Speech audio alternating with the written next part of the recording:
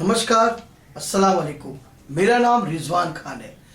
आज मैं आप लोगों को कर्ण पिशाचनी साधना के बारे में बताऊंगा। एक अनोखी साधना है कर्ण पिशाचनी साधना। इस साधना को कोई आम व्यक्ति संपन्न नहीं कर सकता। उसे विशेषज्ञों, सिद्ध गुरुओं, अघोरियों के मार्गदर्शन से ही सीखा जा सकता है।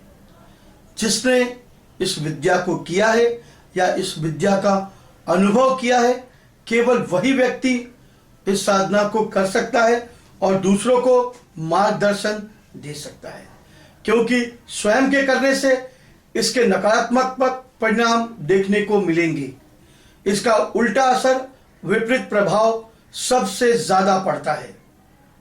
इस साधना को सिद्ध करने के बाद साधक में वो शक्ति आ जाती है कि वो भूत, भविष्य और वर्तमान तीनों के बारे में पता लगा सकता है कि सामने वाला व्यक्ति क्या सोच रहा है, क्या करने वाला है, कौन है वो, कहां से आया, क्या नाम है उसका, उसकी सारी जानकारियां वो हासिल कर सकता है।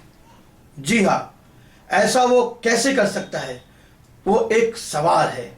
वास्तव में इसके नाम ही से स्पष्ट है कि साधना का प्रयोग जो करता है यानी कर्ण पिशाचनी साधना, यानी इसमें कोई मनुष्य शक्ति नहीं है। इसमें है तो केवल पिशाच की शक्ति, एक ऐसी शक्ति जो आपको भविष्य में तीनों लोक के बारे में बताएगी। इस साधना की सिद्धि के पश्चात किसी भी प्रश्न का उत्तर, कोई भी प्रश्न हो, कर्ण पिशाचनी आपके कान में आकर जवाब देगी। अर्थात मंत्र की सिद्धि के पश्चात पिशाच आपके वश में हो जाता है। मंत्र की सिद्धि के वश में आई कोई आत्मा आपके कान में आकर सही सही जवाब बता देगी।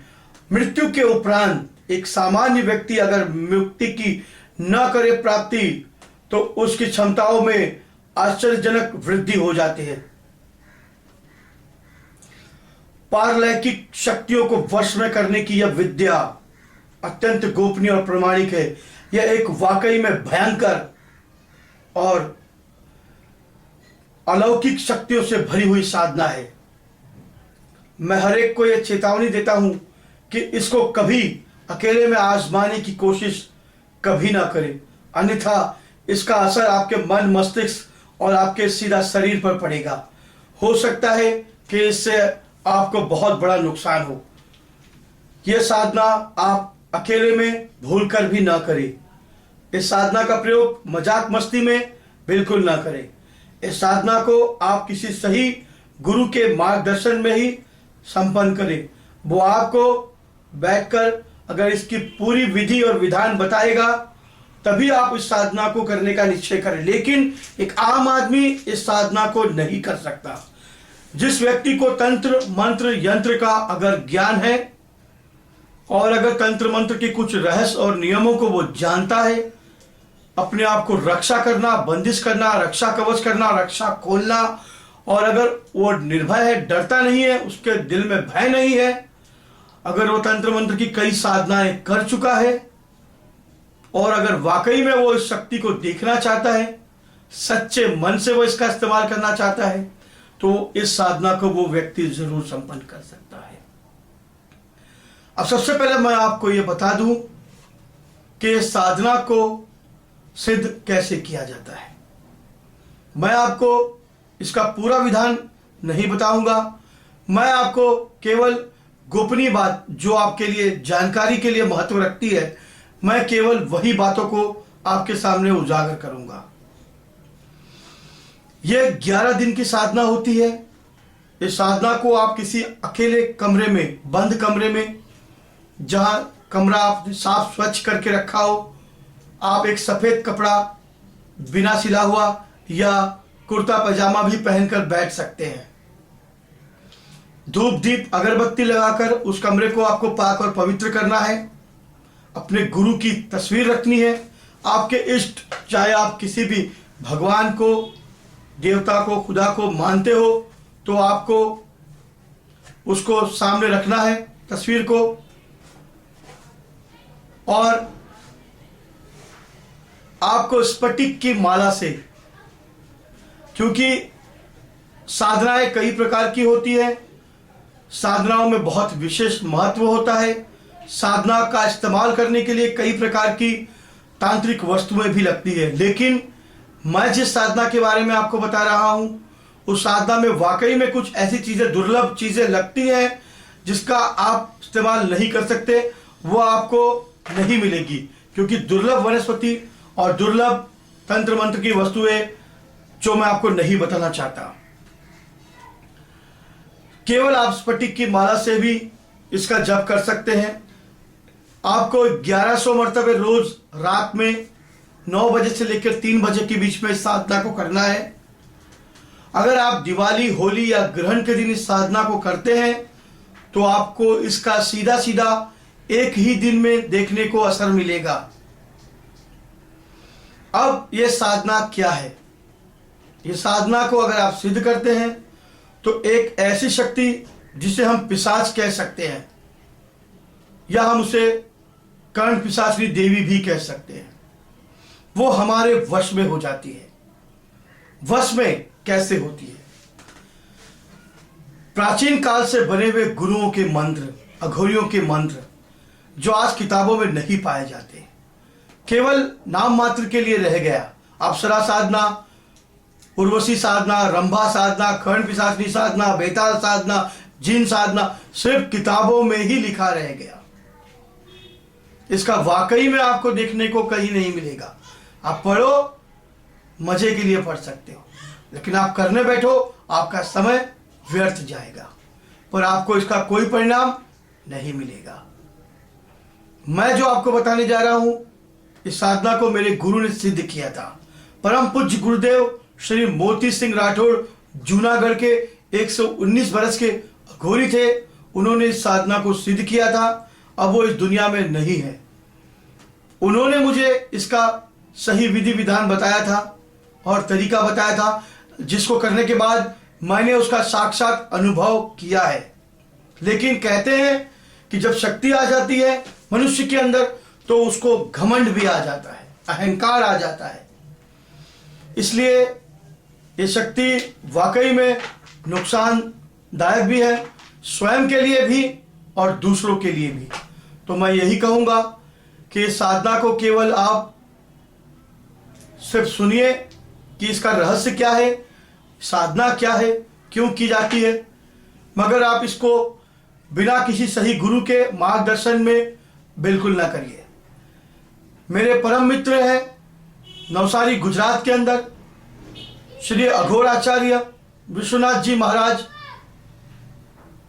महाकाली कृपा मठ के संत हैं, महाकाली कृपा मठ के गुरुदेव हैं। उन्होंने भी इस साधना का साक्षात अनुभव और दर्शन किया है। मैं ये नहीं कहता हूं कि इस दुनिया में सिर्फ मैं जानता हूं या मेरे परम गुरुदेव जानते हैं या मेरा परम मित्र जानता है। जी नहीं, ऐसे हिंदुस्तान में हजारों साधक हैं, हजारों तांत्रिक हैं, हजारों अघोरी हैं जो इस साधना से वाकई में सिद्ध करके लोगों को फायदा पहुंचा रहे हैं, पर वो लोगों के सामने आना नहीं चाहते।